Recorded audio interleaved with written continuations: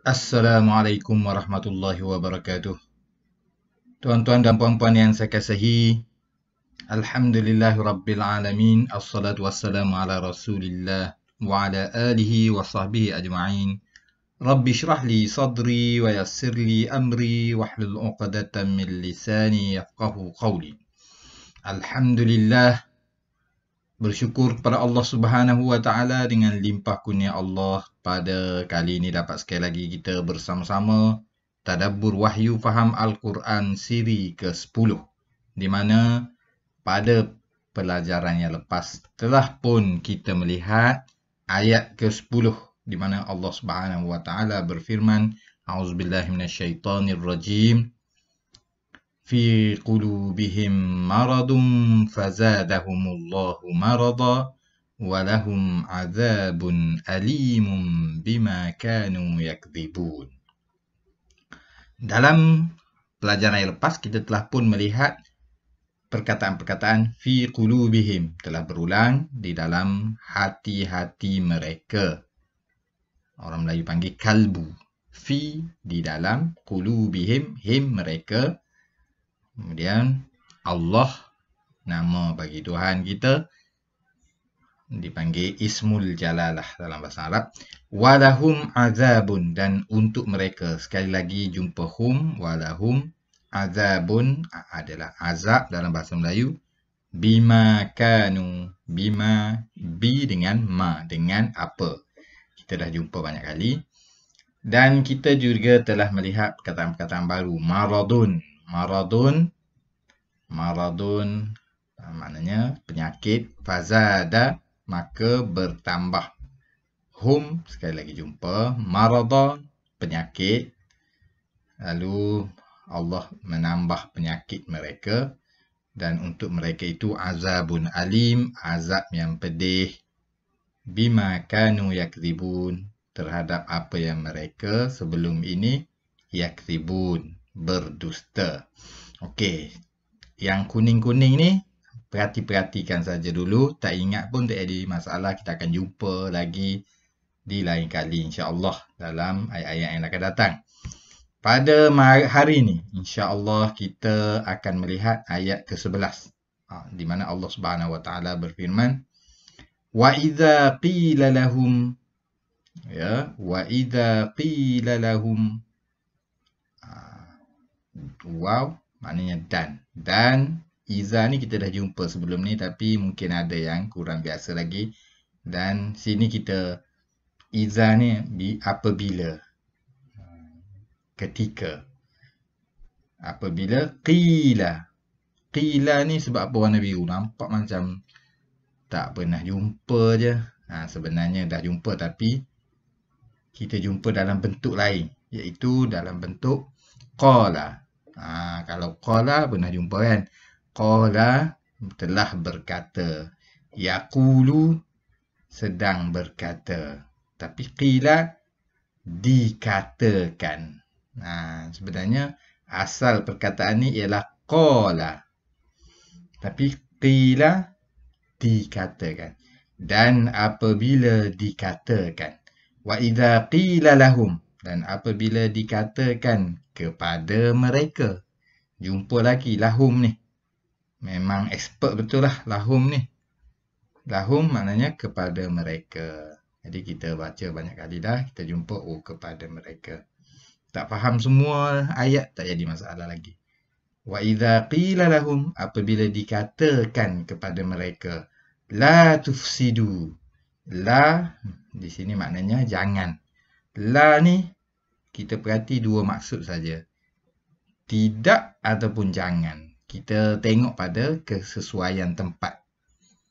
La di sini maknanya jangan. La tufsidu. Kalau yufsidun, maknanya mereka melakukan kefasadan. Sebab apa mereka? Ramai. Wow, ada kat belakang. Banyak kali dah sebut. Tapi kali ni bukan yufsidu. Kali ni tufsidu. Tufsidu maknanya jangan awak. Kalau yufsidu mereka. La tufsidu, jangan kamu melakukan.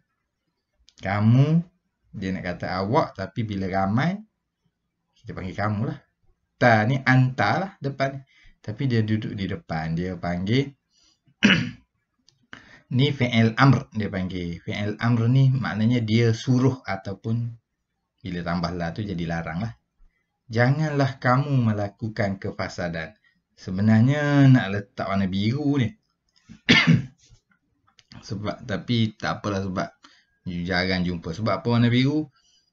Sebab dalam bahasa Melayu pun dah panggil fasad dah. Asal perkataan dia ialah fasad. Fasad. Fasad ni akhirnya kita panggil apa? Fasad ni, saya sebagai orang belajar agama memang banyak gunalah perkataan fasad ni. Saya tak tahu masyarakat awam memang tahu ke tak. Fasad sesuatu yang fasad, la tufsidu, bukan fasik. Fasik dengan qaf, fasiqun, fasaqa, ini fasada. La tufsidu, jangan kamu melakukan kerosakan. Kamu ni ramai sebab waw, alif ni dia teman waw. La tufsidu fil ard. Sekali lagi jumpa. Fi maknanya di bumi. La tufsidu fil ard. Janganlah kamu melakukan kefasadan, kerosakan, kemusnahan. Boleh kata. Fil ard, di atas. Kita nak sedap lagi bahasa Melayu. Di atas muka bumi. Ard ni bumi. Al-ard. Fil ard, di atas muka bumi. Janganlah kamu melakukan, apa dia? Dikatakan kepada mereka. Ni nak terangkan sifat. Sebab apa? Apabila dikatakan kepada mereka, janganlah kamu melakukan kerosakan di atas muka bumi. Qalu, mereka pun berkata. Qalu ni samalah dengan qila tadi. Sebab cuba kita buang waw ni, kita akan jadi qal. Tapi dia tak ada lah qalu. Pendek. Qalu dia sebab dia perbuatan tu past tense dia. Qala. Past tense dia tak ada qalu. Dia kena semua macam bagi atas gitu. Qala. Asal perkataan dia asal usul qala. Tapi bila nak kata ramai kena tambah waw. Jadi qalu. Mereka telah berkata. Mereka ramai tu. Bahasa Arab ni dia pendek, kita dapat kesan banyak benda. Apabila dikatakan kepada mereka, takkan nak kata lalu seorang berkata. Dikatakan mereka berkata. Mereka menjawab lah. Dalam bahasa Melayu bolehlah kita ubah sikit kat situ. Tengok. Tengok kepada kesesuaian. Kita nak tengok bahasa kita nak macam mana. Ringan ke, berat ke. Qalu, lalu mereka. Sebenarnya nak tambah lagi boleh. Telah berkata. Qalu innama. Innama ni dua perkataan. Innama sesungguhnya. Inna dengan ma. Tapi di sini macam satu perkataan. Sebab dia bermaksud menegaskan. Innama sesungguhnya. Nahnu kami. Nahnu ni maknanya kami. Kita jumpa biasa dah, banyak dah perkataan kami ni. Tetapi yang biasa kita jumpa, dia duduk di belakang perkataan. Bila dia duduk di belakang perkataan, dia akan buang nun dengan nun ni. Dia tinggal na saja. Yang tu yang kita, na, nun alif. Yang tu yang kita kurang perasan. Sebenarnya, na tu dipendekkan daripada nahnu. Jadi sesungguhnya nahnu kami muslihun. Mim ni orang. Ni dah bahasa Melayu dah ni. Kita kata orang-orang yang soleh. Inilah. Cuma buang mim. Lepas tu buang waw dengan nun. Apa jadi? Tinggal apa? Solaha. Tu yang kita kata soleh. Solaha maknanya baik. Muslihun, orang yang baik. Gitu. Tapi orang tu ramai lah. Sebab dia bercakap ni dalam bentuk kumpulan. Siapa ni? Dia nak cerita orang munafik. Orang munafik ni dia nak cerita. Bila dikatakan kepada mereka, janganlah buat jahat. Buat kerosakan. Dia jawab, kamilah orang baik. Apa nak kata tu? Tafsir sendirilah. Banyak benda lah boleh tafsirkan. Bahawa orang munafik ni dia jenis berpura-pura. Benda yang jahat. Dia buat benda salah. Tapi dia cuba menunjukkan benda tu betul. Macam mana? Benda buat tu salah. Tapi dia kata benda yang dia buat tu betul. Dalam dunia hari ni memang banyak lah. Sekali lah. Bagi contoh. Jauh-jauh sikit lah. Contohnya kita katalah. Amerika serang Afghanistan. Orang Afghanistan lawan. Siapa jadi teroris? Orang Afghanistan jadi teroris. Orang Amerika tak jadi teroris. Benda jahat jadi orang yang betul jadi jahat. Orang yang jahat jadi betul. Itu banyak lagi lah. Kan? Macam orang Israel. Israel tu mari mana? Dia tu entah mari mana. Pergi jajah Palestin. Orang Palestin lawan. Orang Palestin jadi teroris. Orang Israel pula kesian kat dia. Dia pula jadi hero. Apa? Benda jahat jadi baik. Kan? Dan benda baik dia tukar jadi jahat. Tuhan ceritakan sifat yang buruk.